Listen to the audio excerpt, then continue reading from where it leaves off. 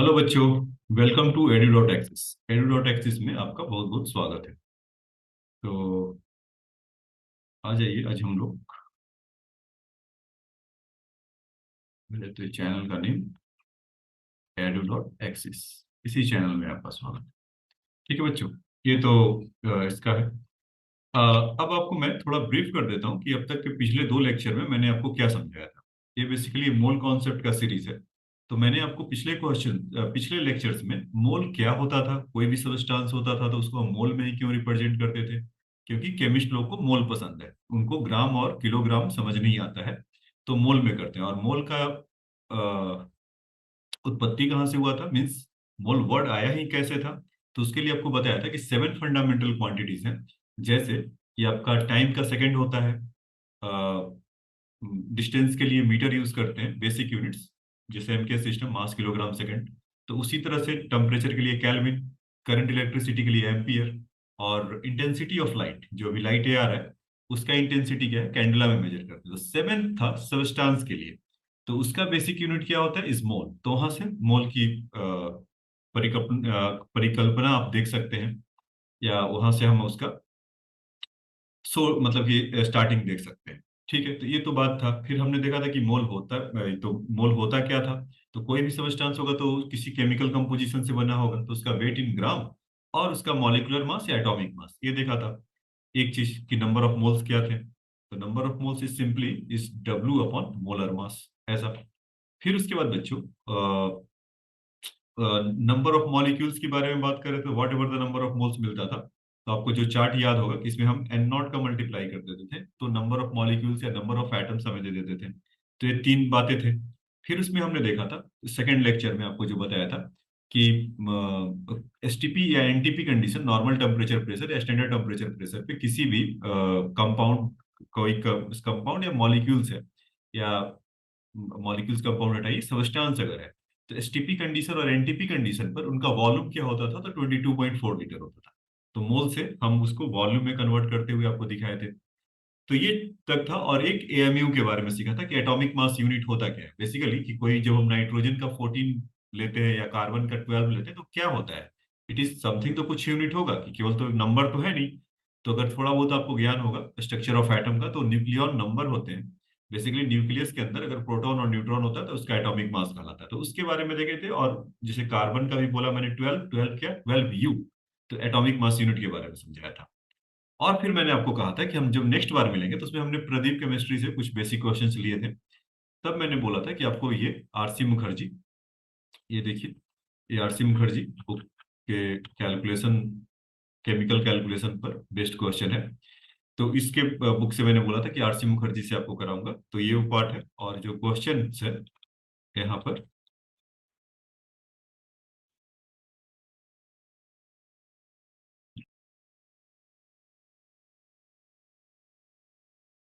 ये क्वेश्चन है।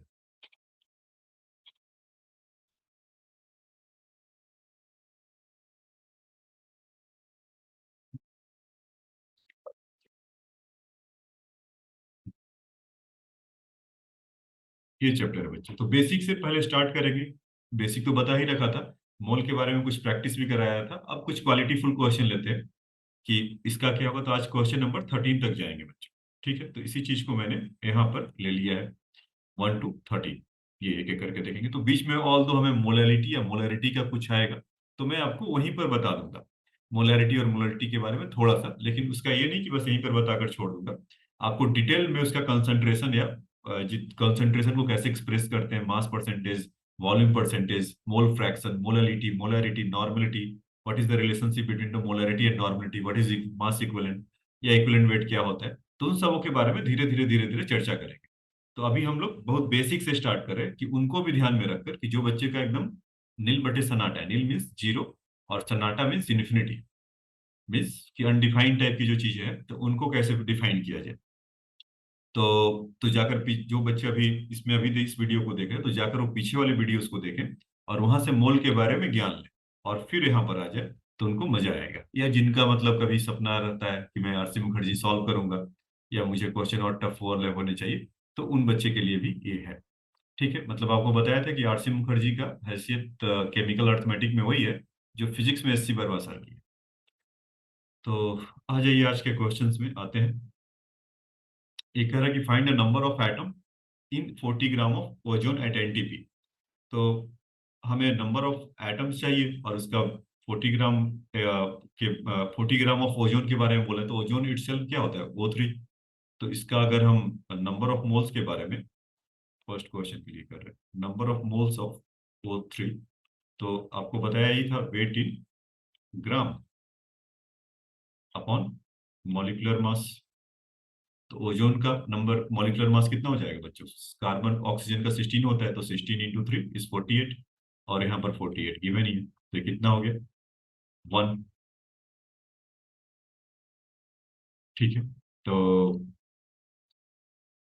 ठीक है, तो यहाँ से इसका नंबर ऑफ मोल्स कितना आ गया। लेकिन क्वेश्चन में क्या पूछा है, नंबर ऑफ एटम। तो एक ओजोन, जैसे आपको बताया होगा कि एक हाथ में 5 उंगलियां होता है, तो ओजोन में इसका पहले number of molecules of O3 कितना हो जाएगा, 1 × n0। तो कितना हो जाएगा बच्चों, 6.022 इंटू 10⁻23। ये किसके हैं, ओजोन के मॉलिक्यूल्स हैं। एक ओजोन में एक ओजोन O3 होता है, तो इसमें हम बता सकते हैं ना कि 3 एटम ऑफ O होंगे, ऑक्सीजन होंगे। तो इतने में कितने होंगे, अगेन यूनिटरी मेथड, तो number of oxygen atom equal to 6.022 into 10⁻23। ऐसा, तो मल्टीप्लाई विथ 3, तो 66 0 6 3 18 हो गया, 10⁻23। तो यहाँ से इसका वैल्यू देखेंगे तो 1.80 इंटू 66 इंटू 10⁻24 है। तो ये तो इस पार्ट का आंसर काफी आसानी से इसका निकल गया। तो हमें जैसे ही देखा कि वेट इन ग्राम और यहाँ पर एट एनटीपी, उसका कोई मतलब नहीं है। अगर हाँ वॉल्यूम निकालने को बोलता तब हम कहते कि 22.4 लीटर, क्योंकि एक मोल है तो उसके नंबर ऑफ एटम्स है, उससे कोई फर्क पड़ता नहीं है। हमें खाली मोल चाहिए, मोल को अगर एसटीपी और एनटीपी कंडीशन में पूछता है तो 22.4 लीटर से मल्टीप्लाई कर देंगे। ये चीज आपको पिछले क्लास में सिखाया था। अब आ जाइए आज के दूसरे क्वेश्चन में। इसमें क्या कहा जा रहा है कि what is the ratio of volume occupied bye 1 mole of O2 and 1 mole of O3। तो देखो बच्चों, आपको नंबर ऑफ मोल अगर पता है और यहां से अगर वॉल्यूम चाहिए एट एसटीपी पर और एनटीपी पर, आइडेंटिकल कंडीशन है बोला है ना, एक जैसा कंडीशन हो, और क्यों ना वो मतलब एसटीपी और एनटीपी ही ना हो, कोई और हो, 50 degree 60 degree 70 degree 80 degree, pressure भी कुछ हो, मतलब कि सेम प्रेशर और सेम अगर वॉल्यूम हो। बेसिकली इसका मतलब ये कहने होगा पीवी इक्वल टू एनआरटी। यहाँ पर बहुत आसानी से बोल दिया आइडेंटिकल कंडीशन।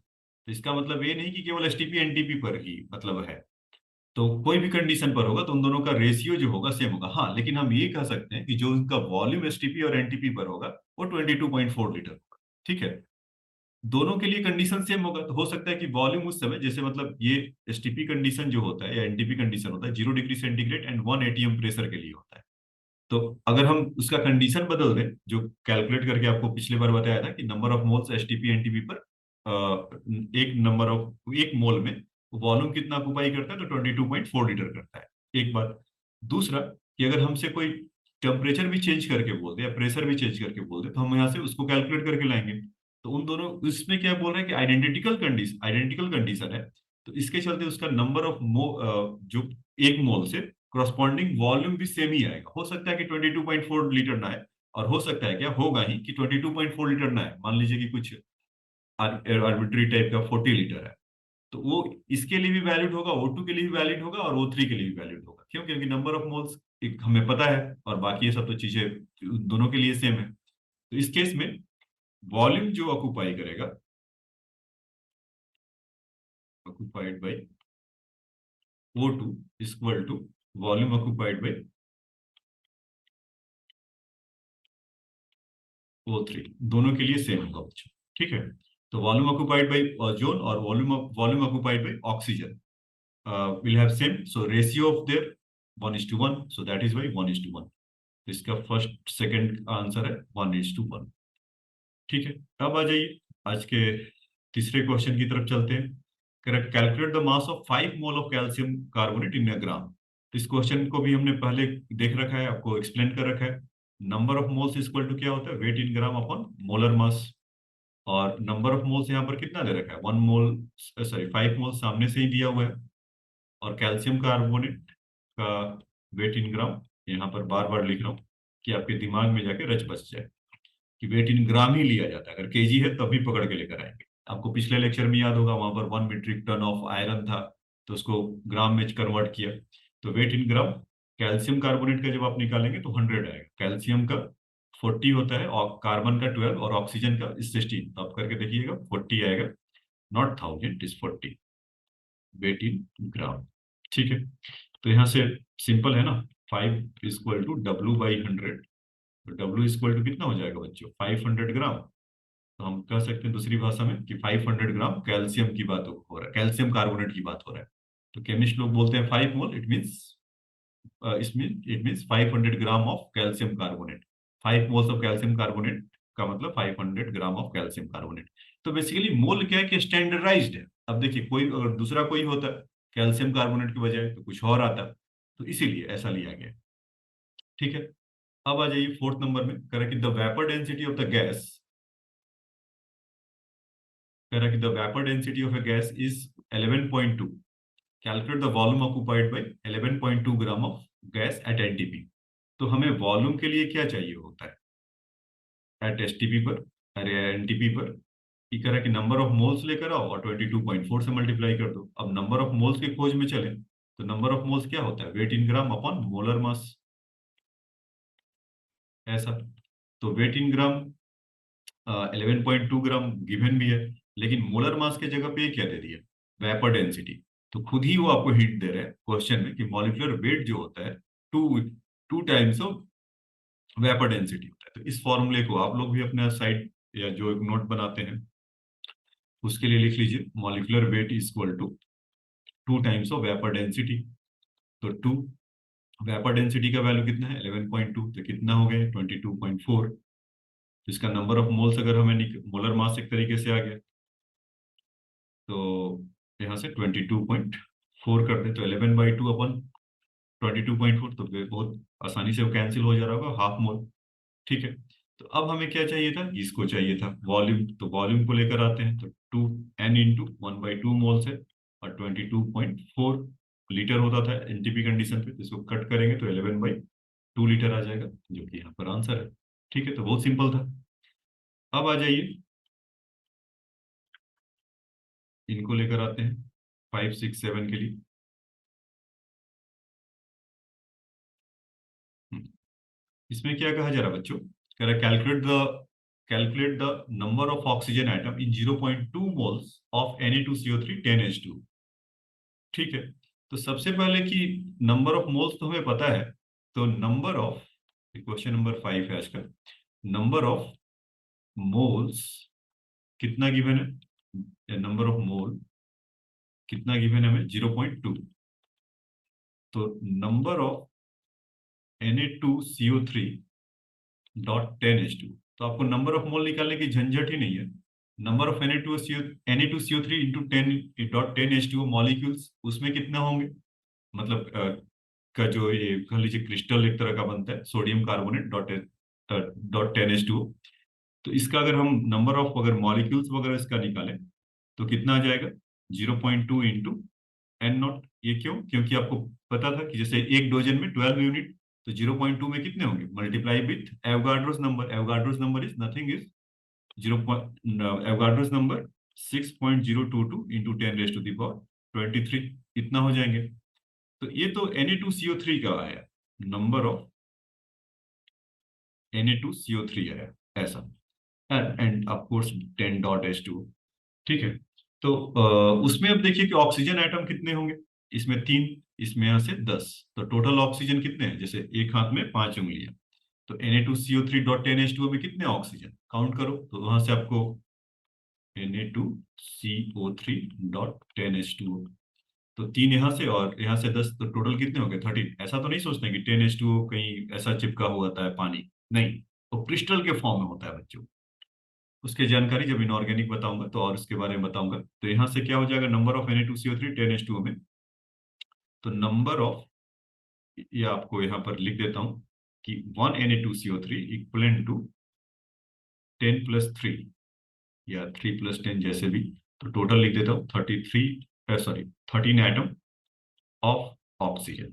ठीक, तो 3 यहाँ से, 13 कैसे है, 3 + 10 ऐसा। तो नंबर ऑफ ऑक्सीजन एटम कितने हो जाएंगे, तो वॉट एवर हम यहाँ पर लाए हैं मल्टीप्लाई पे 13 कर ले, तो 13 इंटू 0.2 इंटू 6.022 इंटू 10⁻23। तो यहाँ से कितना हो गया, अगर आप इसको देखेंगे तो 13 × 2 = 26, और डॉट को उधर कम कर लीजिएगा, 6.022 इंटू 10⁻22। बाद में वो ऐसा भी कर सकते थे कि 1.3 कर लेते, तो खैर उससे फर्क नहीं पड़ेगा।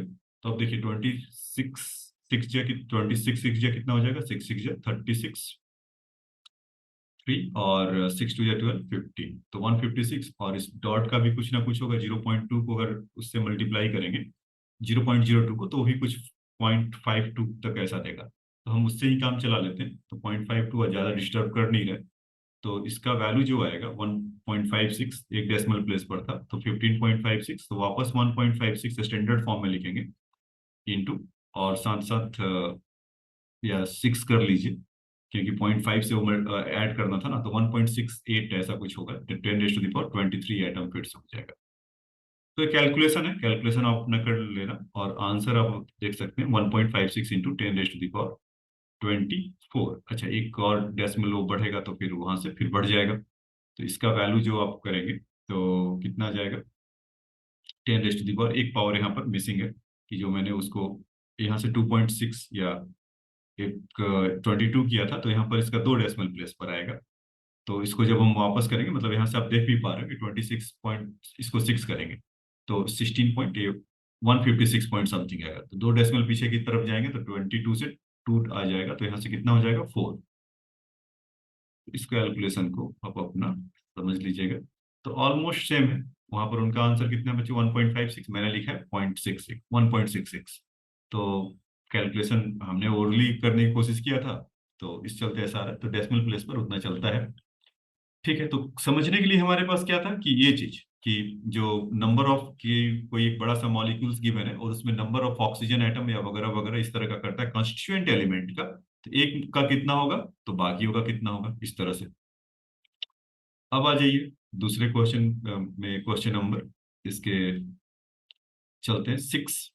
इसमें क्या कहा जा रहा है कि कैलकुलेट द नंबर ऑफ, इनको नीचे कर लूँ क्या थोड़ा, कि आपको पढ़ने में आसानी होगा, वो स्पेस ले रहा है।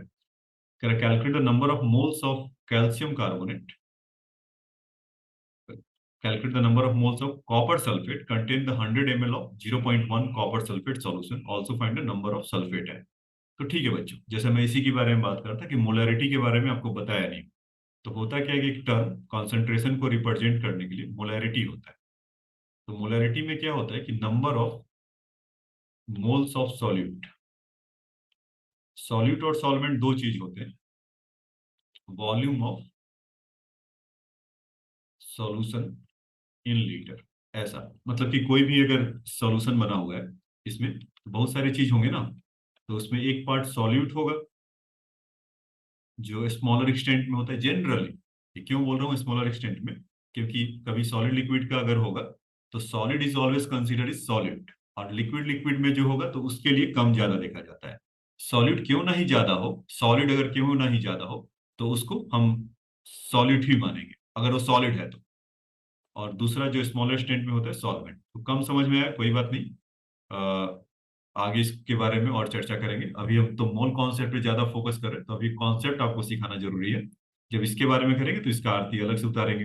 तो फिलहाल के लिए आप ये समझ लीजिए, कोई भी सॉल्यूशन या कोई भी मिक्सचर कहना, तो होमोजीनियस सॉल्यूशन या हेट्रोजीनियस सॉल्यूशन कैसा है, उस पर तो सेम फेज का है या नहीं है, वो अलग एक बात है।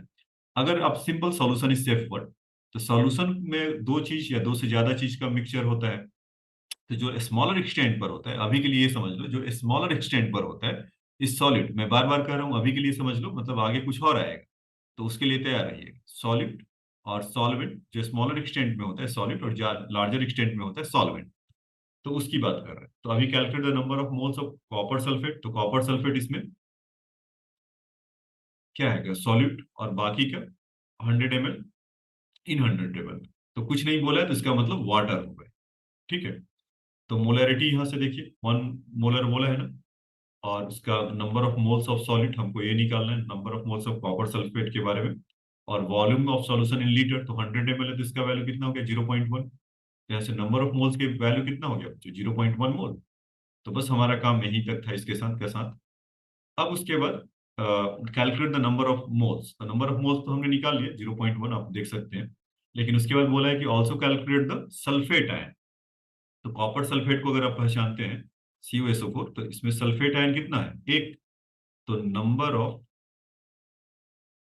या कॉपर सल्फेट पहले बता देता हूँ कि copper sulphate is number of copper sulphate molecules, या कॉपर सल्फेट सिंपली, तो 0.1 इंटू एवोगाड्रोस नंबर N0। और एक कॉपर सल्फेट में कितना है, एक ही सल्फेट आयन है ना, तो नंबर ऑफ SO4 आयन कितने हो जाएंगे, 2 माइनस 0.1 इंटू N0 इंटू 1। ठीक, तो ये बहुत सिंपल हो गया। तो यहाँ से अगर हम इसका वैल्यू अगर निकालें, number of SO4 2 minus become 6.022 into 10⁻23 का, तो 22 हो गया। ये हमारा नंबर ऑफ सल्फेट आयन हो गया। ठीक है बच्चों, तो ये तो इस पार्ट की कहानी थी। तो समझ में आया तो एक बार फिर से जाकर, नहीं समझ में आया तो एक बार फिर से देख लीजिएगा, समझ में आया तो फिर से देख लो। तो उससे क्या होगा कि जो जो बोल रहा हूँ, जो बिगनर्स हैं उनके लिए है कि करने के लिए, और जो थोड़ा बहुत मोलैरिटी का ज्ञान रखते हैं तो वो आगे बढ़ जाए। अब आ जाइए दूसरे क्वेश्चन में चलते हैं, मतलब 7th नंबर में कह रहा find the number of nucleons. Nucleons का मतलब बच्चों जो न्यूक्लियस के अंदर होते हैं, number of proton plus number of neutrons. ये जैसे ऐसा एटम होता है ना, देखिए ये एटम होता है और यहाँ पर बीच में न्यूक्लियस होता है उसको, क्योंकि प्रोटॉन के ऊपर पॉजिटिव चार्ज होता है, न्यूट्रॉन तो होता नहीं है। तो न्यूट्रॉन और प्रोटॉन अपने हैप्पीफुल जिंदगी जी रहे होते हैं, और इलेक्ट्रॉन बेचारा चारों तरफ घूमते रहता है। बेचारा क्यों, क्योंकि इसी को है डिसाइड करना होता है, किसको, इलेक्ट्रॉन से डिसाइड होता है कि आपका केमिस्ट्री कैसा होने वाला है, खास करके इनऑर्गेनिक या ऑर्गेनिक केमिस्ट्री। और न्यूट्रॉन और प्रोटॉन का जो नंबर होता है वहां से हमें रेडियो एक्टिव सबस्टांस के बारे में वो डिसाइड करता है कि वो हैवियर न्यूक्लियाई है क्या है। ठीक है। तो इसको बहुत इलेक्ट्रॉन बेचारा बिजी रहता है, मतलब कि सेम टाइम पे न्यूट्रॉन प्रोटॉन चुपचाप अपने घर में बैठे रहते हैं न्यूक्लियस के अंदर। That is why the nucleon, nucleon क्यों बोला गया, कि इनका घर ही है न्यूक्लियस में, तो इसलिए इसको न्यूक्लियन बोला जाता है। ठीक है। तो इसमें क्या कह रहा है कि find the total number of nucleon present in 12 ग्राम। तो ठीक है, 12 ग्राम ऑफ C12, ये ऊपर ये नोटेशन होता है बच्चों, यहाँ पर मास नंबर लिखते हैं, या एटॉमिक मास ऐसा। और जेड से जनरल उसको ए से रिप्रेजेंट करते हैं, और यहाँ पर जेड से इसका एटॉमिक नंबर या नंबर ऑफ प्रोटॉन्स के बारे में या नंबर ऑफ इलेक्ट्रॉन्स के बारे में रहता है। तो खैर अभी हमें 7 नंबर में फोकस करें, तो मास इन ग्राम दिया हुआ है और टोटल नंबर ऑफ न्यूक्लियॉन्स चाहिए। तो नंबर जैसे ही हमारे दिमाग में है, तो नंबर ऑफ मोल्स कहेंगे बताओ कितना है, तो मोल्स निकालने के लिए गिवन वेट अपॉन उसका एटॉमिक मास 12 है, तो यहाँ से कितना आ गया, इज 1 मोल। तो नंबर ऑफ कार्बन आइटम कितना हो जाएंगे बच्चों, 1 इंटू एवोगाड्रोस नंबर, इतने तो नंबर हो गए 6.022 इंटू 10⁻23।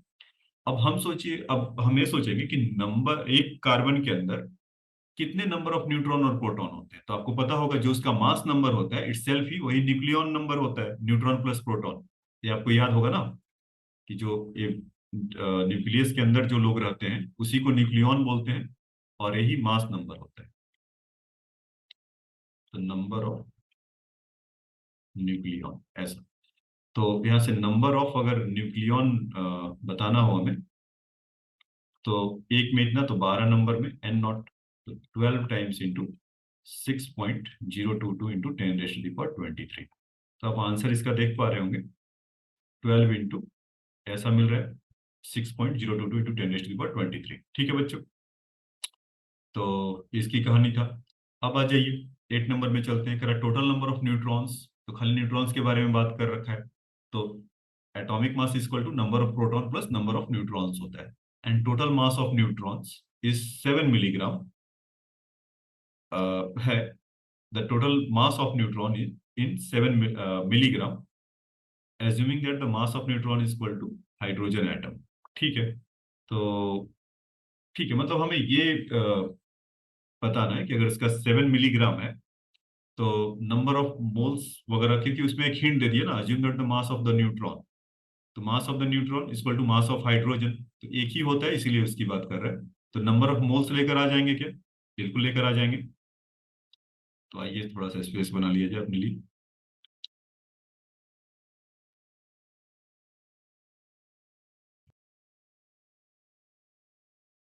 इस 8 नंबर इस विजिबल होगा आप लोग के लिए। देखिए 8 नंबर के लिए तो पहले नंबर ऑफ मोल्स निकाल लें। तो यहाँ पर आपने ध्यान दिया, मैंने कोई बोल नहीं रहा हूँ कि न्यूट्रॉन्स है या हाइड्रोजन है, क्या सिंपल नंबर ऑफ मोल्स है, एक काउंटिंग करने के लिए। तो उसका वैल्यू कितना गिवन है? 7 मिलीग्राम। 7 × 10⁻³ अपॉन 6.02 × 10⁻23। तो 7/6 यहाँ से कुछ ऐसा आ जाएगा, और इंटू 10⁻, नहीं तो वो मैंने क्या कर दिया, नहीं तो एटॉमिक उससे डिवाइड कर दिया, नहीं नहीं नहीं, ऐसा नहीं बच्चों। इसमें अगर हमें नंबर ऑफ मोल्स चाहिए तो सबसे पहले हम क्या करेंगे, 7 × 10⁻³ तो है ही है, तो इसमें हम उसके मास नंबर, जो उसका मास ऑफ द हाइड्रोजन आइटम कितना होता है, इज 1, एटॉमिक मास तो इतना हो गया। क्योंकि मिलीग्राम में था तो इसीलिए हमें 7 मिली 10⁻³ बोलना पड़ा। तो 7 × 10⁻³ इतना इसका मोल आ गया। अभी फिर हमें कह रहा है कि टोटल नंबर ऑफ न्यूट्रॉन्स बताइए। तो अच्छा, उसमें बोल रखा है एक कार्बन एटम, एक कार्बन की कहानी है क्या? Oh, the total number of neutrons and the total mass of the neutron is 7 milligram of carbon. ठीक है ठीक है। क्योंकि वो क्वेश्चन में जैसे कार्बन ऑफ मिसिंग यहाँ पर था, तो मिसिंग हो गया, मैंने यहाँ से पढ़ते हुए चला गया, तो इसीलिए वो उल्टा पुल्टा सब वहां से निकल कर आ रहा था। तो 14 के लिए बोल रहा है, तो 14 के लिए बोल रहा है, तो फिर इसमें से क्या हो जाएगा, ये आपका हो जाएगा बच्चों इस 14, क्योंकि कार्बन का एटॉमिक मास तो 14 ही है। तो 1/2 × 10⁻³ ऐसा मिल जाएगा। तो ठीक है, अब देखिए कि इतने नंबर ऑफ मोल्स आ गए, किसके, कार्बन के। और एक कार्बन के इसमें टोटल नंबर ऑफ न्यूट्रॉन्स कितना है, क्वेश्चन में ही बोल रखा है कि 8 न्यूट्रॉन्स आप लीजिए। तो इतने तो number of moles of carbon, इसीलिए आपने देखा होगा कि मैंने जब बोला था कि इसमें नंबर ऑफ मोल्स केवल निकाल रहा है, तो मेरे दिमाग में बस ये चल रहा था कि ये 7 मिलीग्राम है, और उसका वो कुछ हो, क्योंकि 14 तो पढ़ा नहीं, तो कॉन्सेप्ट के बारे में बता रहा हूँ कि जितना मुझे पता है हम वैसे ही सोचेंगे, ये नहीं कि अपने मन से एक्स्ट्रा सोचेंगे। तो मैंने 14C नहीं पढ़ा था, तो इसलिए कंफ्यूजन हुआ और 2-3 बार लिखा। तो फिर देखा कि सेंस नहीं बना रहा है। अब कार्बन के बारे में बोला तो कॉन्सेप्ट क्लियर था, क्योंकि ओके, एटॉमिक मास हमें चाहिए था कार्बन का, और C14 वाला ही चाहिए, तो इसलिए निकाला वैसा। ठीक है। तो 1/2 × 10⁻³ मोल। फिर उसके बाद नंबर ऑफ कार्बन एटम कितने हो जाएंगे उसमें, is 1/2 × 10⁻³ into Avogadro's number, simple. अब उसमें नंबर ऑफ न्यूट्रॉन्स कितने हो जाएंगे, तो 1/2 × 10⁻³ इंटू n0 मल्टीप्लाई विथ 8। तो इसको आप देखेंगे तो 2 8 मतलब 2 4 8, तो यहाँ से कितना आ जाएगा, 4 × 10⁻³ इंटू 6.022 इंटू 10⁻23। तो 6 4 आपका यहाँ से मिल जाएगा, या 088 और डॉट और 24 इंटू 10⁻20 न्यूट्रॉन्स, ऐसा। तो देखिए इस क्वेश्चन में आपने दो चीजें सीखा, एक तो कैसे निकालेंगे वो तो सीखा ही सीखा, उससे भी इंपॉर्टेंट बात है कि क्वेश्चन आप ध्यान से पढ़िए, जैसे ही सावधानी हटी दुर्घटना घटी। मैंने थोड़ा सा मिस किया ऑफ C12 C14, तो देखा मैंने दो बातें लिख दी। और अगर आप लोग एग्जाम में ऐसा बैठे हुए इस तरह का डाउट हो, तो आपका 2-3 मिनट खराब करने के लिए काफी है, और वहां पर हर मिनट का अपना, हर सेकंड का मतलब है ना, तो इसीलिए तो इतना एफिशिएंसी रखें। तो एक तो ये चीज सीखा ही सीखा कि how will you calculate that there the number of neutrons of the, if अगर इस तरह का रहेगा तो। दूसरा कि क्वेश्चन को आपको ध्यान से पढ़ना है। अब आ जाइए नेक्स्ट क्वेश्चन में चलते हैं। क्वेश्चन नंबर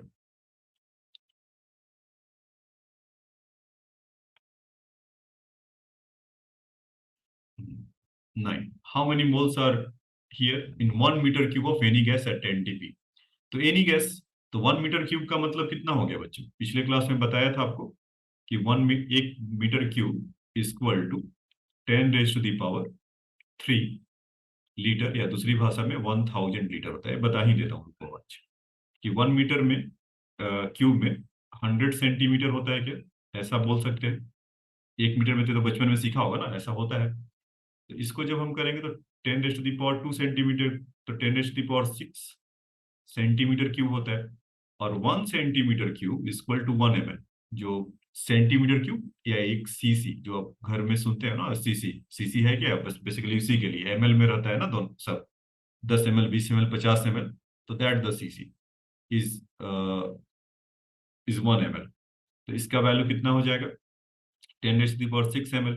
और 10⁻6 ml को 1000 × 1000 लिखा जा सकता है।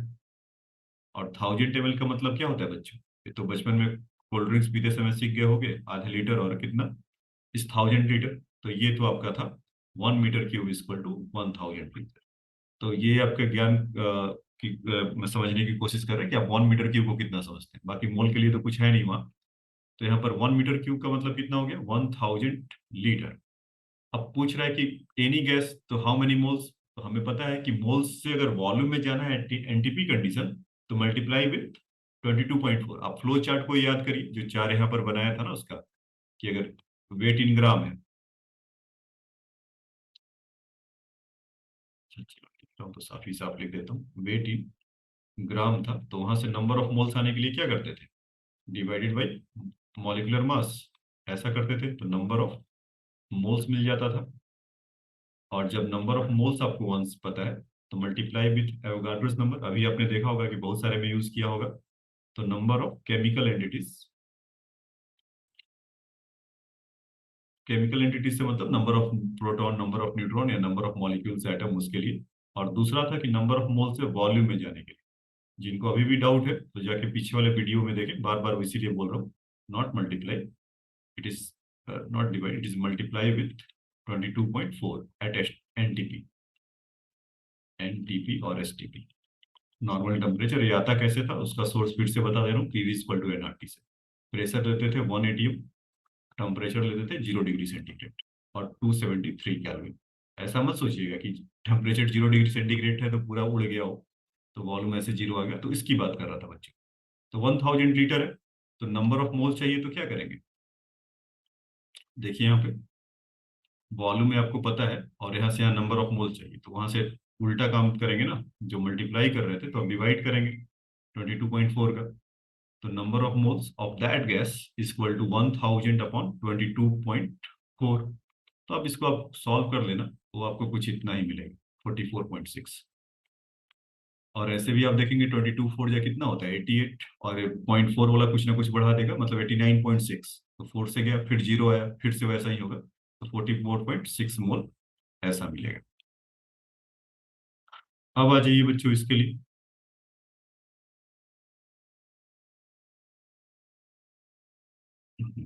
क्वेश्चन नंबर 9 था। Question number 10, 3 gram of salt of molecular weight 30 dissolve in 250 gram of water, calculate the molality of the solution. तो देखो पिछले बार में आपको मोलैरिटी बताया था, अभी ये मोललिटी पूछ रहे हैं। तो मोललिटी के लिए क्या होता है, मोलैरिटी के लिए कैपिटल एम से दिखाते हैं, मोललिटी इज स्मॉल है। तो इसके लिए क्या होता है, होगा वैसा ही, number of moles of solute. तो यहाँ वो भी था मोलरिटी में, अगर आपको याद हो तो, number of moles of solute upon not volume is mass of solvent in KG, ऐसा। तो अभी हमसे क्या पूछने को कह रहा है कि नंबर मोललिटी कैलकुलेट करिए, तो 3 ग्राम ऑफ द सॉल्ट, ये डिजोल्व हो रहा है, तो सॉल्यूट हमारा ही है, तो नंबर ऑफ मोल्स निकालने के, number of moles of solute जिसको कह देते हैं कि डिजोल्व जो होता है उसी को सॉल्यूट बोलते हैं। मैं उसी के बारे में बता रहा था, जनरली जो बार बार बार जो वर्ड बोल रहा था। इसका गिवन वेट 3 ग्राम है, और इसका मॉलिक्यूलर वेट सामने से क्वेश्चन में दे रखा है 3/30, इक्वल टू कितना हो गया, 0.1 मोल, ऐसा कुछ। अब उसके बाद 250 ग्राम, तो mass of solvent in KG, तो बस इतना काफी इंफॉर्मेशन हमारे लिए। तो M equal to number of moles की जगह पे 0.1 आ गया, और mass of solvent in KG means 1/4, 0.250 gram है ना, तो 250 ग्राम को क्या लिखेंगे केजी में, 0.25, यही ना। 250 अपॉन 1000 से डिवाइड करेंगे केजी में लाने के लिए, तो इसको थोड़ा बहुत आगे बढ़ा के लिखें तो 0.1, 0.25 को क्या लिख सकते हैं बच्चों, 1/4, दिस थिंग बिकम 0.4 मोलल, ऐसा। तो ये तो था आपका मोललिटी के लिए। तो मोललिटी के लिए समझ लीजिए, आपको जिनको समझ में है तो बहुत ही अच्छी बात है, नहीं तो ये सब सारा चीज how to express the substance means in the term of concentration, तो उसके बारे में फिर से मैं कह रहा हूँ कि ये होगा।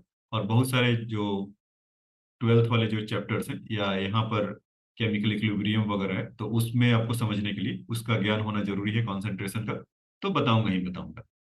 अब देखिए 11th number, calculate the volume occupied by 5.25 gram of nitrogen at 26 degree centigrade 74 centimetre of pressure. तो अभी तक हम लोग क्या लेते थे, PV equal to NRT ideal gas system पे, मैं इसी की बात कर रहा था कि कोई भी कंडीशन हो तो उन दोनों का रेशियो वहां पर तो सेम था। यहाँ पर हम पीवी इक्वल टू एनआरटी की आपको हेल्प लगेगा कि उसको कैसे बताएंगे। तो प्रेशर क्या बोल रखा है इस 742, जो 1 atm प्रेशर होता था, आपको अगर याद होगा पिछले लेक्चर्स में, तो इसको लेते थे 1.01 इंटू 10⁵ पास्कल बोलते थे ना इस चीज को। तो अब तो दूसरा एक और होता है, मतलब आप जब भी कभी फिजिक्स आपको बताऊंगा तो तब बताऊंगा, लेकिन अभी यहाँ पर आपको बता देता हूँ कि एटीएम प्रेशर के कई सारे यूनिट होते हैं। तो यहाँ पर दूसरा होता है कि 760 76 सेंटीमीटर का वो होता है, तो 760 mm ऑफ एच जी होता है मर्क्यूरी। मतलब होता क्या है कि मर्क्यूरी को आप टेस्ट ट्यूब में डालिए और जब आप उसको उल्टा ऐसे कर देंगे तो कुछ 76 सेंटीमीटर तक वो रेज करता है, तो उसकी बात होता है। ठीक है, तो 76 सेंटीमीटर तक रेज करता है, तो वो हमारा 1 atm प्रेशर होता है। तो अभी के लिए 760 of mm, और वो यूज किया कि 74 सेंटीमीटर। तो ठीक है, तो दूसरा इसका हो गया 76 centimetre of H G mercury. यहाँ पर सेंटीमीटर ऑफ प्रेशर बोला है तो इसका मतलब वही है। तो प्रेशर के लिए कितना हो जाएगा, 74.2 अपॉन 76। तो ये 1 atm आ गया, देख रहे हैं ना, 1 atm equal to this centimetre. और 1 atm में कितना होता था, 1.01 into pascal, pascal is basically SI unit, और ये होता है न्यूटन पर मीटर स्क्वायर, मतलब एम के सिस्टम में। तो 101 इंटू 10⁵ वॉल्यूम हमें कैलकुलेट करना है, number of moles 5.25 gram of nitrogen, तो नंबर ऑफ मोल्स को साइड में कैलकुलेट कर लेते हैं।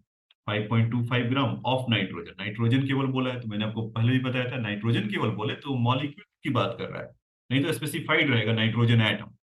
सो that is why nitrogen is N2, तो इसका मॉलिक्यूलर मास, मॉलिक्यूल सी है तो मॉलिक्यूलर मास इज 28, नाइट्रोजन का 14 होता है।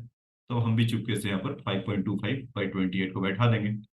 आर गैस कांस्टेंट, अगर प्रेशर अगर एम के सिस्टम में है तो आर का वैल्यू 8.314 होता है, यूनिवर्सल गैस कांस्टेंट होता है बच्चों। और टेम्परेचर इज 26 सेंटीग्रेड, 26 सेंटीग्रेड, ठीक है। तो टेम्परेचर का वैल्यू कितना हो जाएगा, 273 प्लस 26, तो इक्वल टू 299, 27 पे 300 होता है, तो यहाँ पर 299 ऐसा होगा। तो वॉल्यूम का वैल्यू क्या होगा, तो आप सोच रहे होंगे निकालेगा कौन, मैं तो निकालने से रहा, मेरे पास तो आंसर है, V इक्वल टू 4.71 लीटर आ जाएगा। तो अभी भी एक इसमें लोचा ये है कि जो आप आंसर निकालेंगे वो एम के सिस्टम में होगा मीटर क्यूब में, तो जितना भी आपका आंसर है मल्टीप्लाई विथ 1000 करिएगा, तो आपको ये आंसर 4.71 आएगा। ठीक है, तो कुछ जॉब आपके लिए भी छोड़ देता हूँ कि आप इसको पूरा करिएगा और बताइएगा। ठीक है बच्चों, अब आ जाइए क्वेश्चन नंबर 12 में, इसमें क्या कहा जा रहा है, आ जाइए भाई अपने सामने। देखिए इसमें क्या कहा जा रहा है,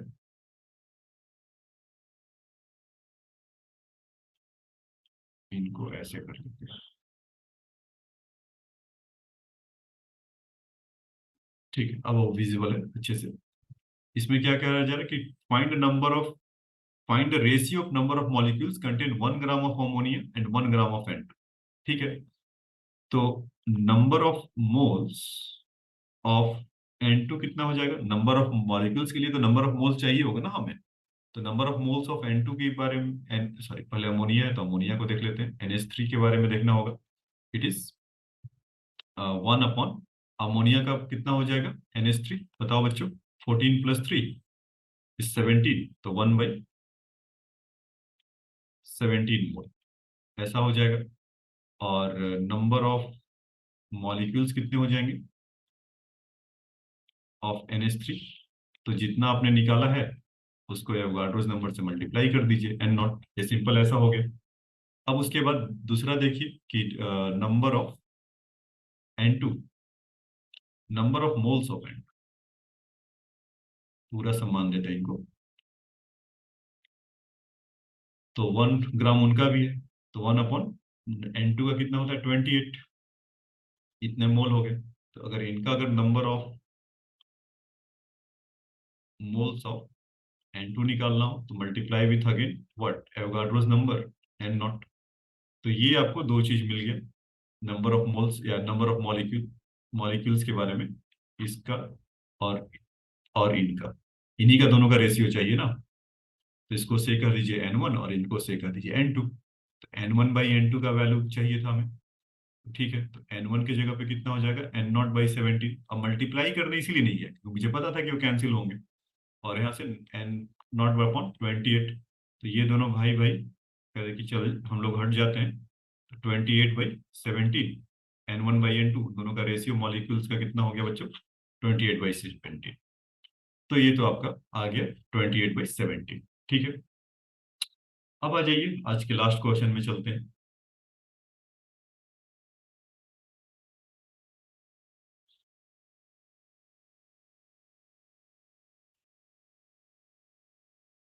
थोड़ा बोर्ड लगता है स्लो हो गया है इसलिए वो धीरे धीरे हट रहा है। क्या होता है कि कंटेंट जब ज्यादा इस पे जाता है या ज्यादा आप लिखते हैं तो वर्क डन इसको ज्यादा करना पड़ता है। जैसे मान लीजिए कि आप अपने ऊपर कोई भी बोझ ना हो, 10 किलो 20 किलो का हो तो आसानी से आप जाएंगे। कोई 100 किलो का रख दिया तो एक कदम जाने के बाद आप थक जाएंगे ना, वैसा ही हो रहा है बोर्ड पे ज्यादा लिखने से हैवियर हो जा रहा है। तो स्क्रॉल डाउन और अप करने में थोड़ा सा इसको मुश्किल हो रहा है। तो खैर आ जाइए। तो उसमें फिजिक्स का आपने लॉ भी सीख लिया कि इनर्सिया का जितना ज्यादा मास होगा उतना ज्यादा इनर्सिया होगा, इनर्सिया ज्यादा होगा तो अपने स्टेट को चेंज नहीं करता है। क्वेश्चन नंबर 13 देखिए, how many molecules of CO2 are contained in 1 litre of air if its volume content of CO2 is 0.03% at NTP। मतलब क्या हो रहा है कि 1 लीटर हम एयर अगर लेते हैं तो इसमें CO2 कितना है 0.03% CO2, ठीक है। तो पहले तो ये देख लें कि वॉल्यूम ऑफ CO2 कितना है 1 लीटर में। तो 1 × 0.03/100 लीटर, इतना हो जाएगा, यही होगा ना।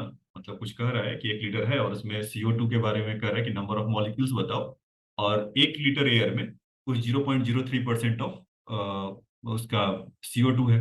तो वॉल्यूम तो इतना आ गया, ठीक। तो अब इसके बाद इसका नंबर ऑफ मोल्स निकाल लें, क्योंकि हमें मॉलिक्यूल्स चाहने के लिए क्या चाहिए होगा नंबर ऑफ मोल्स, तभी तो एवोगाड्रोस नंबर से मल्टीप्लाई कर पाएंगे। और अभी आपको फ्लो चार्ट में सिखाया था, if you will have volume at STP condition या NTP कंडीशन पे ही पूछा जा रहा है, क्वेश्चन में भी हेल्प कर रहा है। तो हम जानते थे ना कि 22.4 लीटर से मल्टीप्लाई करेंगे मोल में तो वॉल्यूम आ जाएगा, और वॉल्यूम से अगर मोल चाहिए तो 22.4 से डिवाइड कर देंगे। तो अभी नंबर ऑफ मोल चाहिए तो इसी की जरूरत है हमें। तो इसका वॉल्यूम जितना भी आया है 1 या 0.03 अब लिख लेते हैं अपॉन 100, ऐसा 100 है, एक जीरो हटा देते हैं, और इसका 22/4। तो ये मोल आ गया क्या बच्चों, बिल्कुल वही आ गया। अब इसके बाद इसमें नंबर ऑफ मॉलिक्यूल्स चाहिए ऑफ CO2। तो ये कितने हो जाएंगे 0.03/22.4 इंटू एवोगाड्रोस नंबर। अब इसको थोड़ा बहुत सॉल्व कर लीजिए।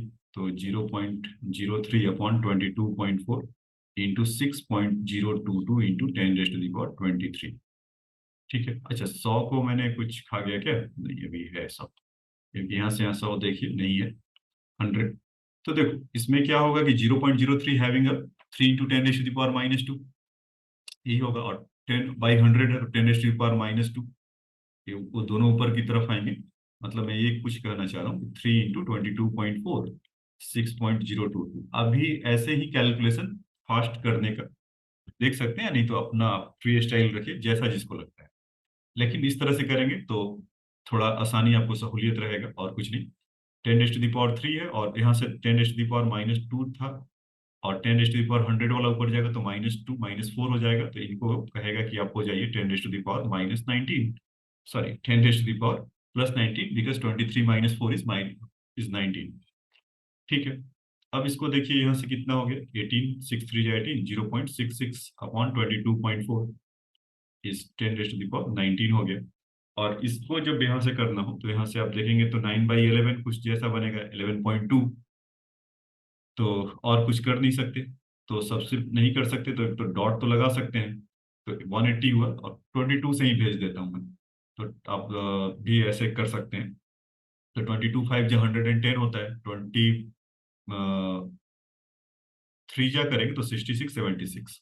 तो ठीक है, तो यहाँ से 0.3 के आसपास तो दिख ही रहा है कि 0.3 होगा। तो 7, तो कहाँ तक पहुंचे थे हम लोग बच्चों कि 22 इंटू, या हमने सॉरी 6 के लिए गए थे ना, 6 या 7 के लिए था कि 20, अच्छा 22 3 जा 6 था, उधर 22 जा 5 था। तो बेसिकली हम 8 के लिए गए यहाँ से। तो 22 8 जा कितना हो जाएगा, 8 2 जा 16 और 8 2 जा 16 76। तो डॉट यहाँ पर था ही, तो ठीक है 10 आया डॉट, फिर उसके बाद 4। तो 0.84 इंटू 10⁻19। तो यहाँ से आप लिखेंगे 8.4 इंटू 10⁻18, इसके मॉलिक्यूल्स आएंगे। ठीक है। तो ये आपका क्वेश्चन नंबर था इतना। देखिए वहां पर कुछ 8.06 इंटू 10⁻18 है, तो आप इसका आंसर भी आप देख पा रहे होंगे 8.06। तो हो सकता है कि कैलकुलेशन में मैंने अंदाजा लगाया है, तो इस चलते ऐसा आ रहा होगा। आप भी एग्जैक्ट अगर करेंगे तो एग्जैक्ट मिलेगा 8 पॉइंट, लेकिन 8 पॉइंट से है बहुत ज्यादा। अगर 2 डेसिमल प्लेस के सिग्निफिकेंट नंबर पे चाहिए, तो अगर उसको बताना होगा तब हम और उसमें जाके बताते, कैलकुलेशन करेंगे तो सेम आएगा। ठीक है। तो आज हमने 13 क्वेश्चन को लिया था बच्चों। अगली बार में जब मिलेंगे तो इसके बाकी बचे हुए क्वेश्चंस पूरा कराऊंगा। तो मैंने जैसे आपको बोला था कि ये तो पूरा कराऊंगा ही कराऊंगा, जितने भी इसके क्वेश्चंस हैं 51 है, और देखूंगा तो ऑब्जेक्टिव क्वेश्चन के लिए भी बता दूंगा। मतलब मोल कॉन्सेप्ट पे आपको कुछ भी नहीं छोड़ूंगा। मोल कॉन्सेप्ट पर जितना भी होगा कि आपको आयोटा ऑफ द डाउट भी नहीं होने दूंगा। तो लेकिन आपको कॉन्स्टेंटली देखना पड़ेगा उसके लिए, कि ये नहीं कि आज ये देखा और वो इसमें कर गए। और उसका देखने के बाद का तरीका क्या है कि पोस्ट वॉचिंग वीडियो, उसके बाद आप जाइए फिर से रिविजिट करिए, क्वेश्चन से उसको पकड़िए, पॉसिबल हो तो नोट डाउन करिए, नोट डाउन करके खुद से क्वेश्चन करिए, फिर आप उसको ट्राई करिए। अगर आप वो कर ले गए क्वेश्चन, तो ये आपका पक्का जमा पूंजी हो जाएगा। जब भी आप वो पूछेंगे तो आपकी सेवा में हमेशा हाजिर होगा वो कॉन्सेप्ट।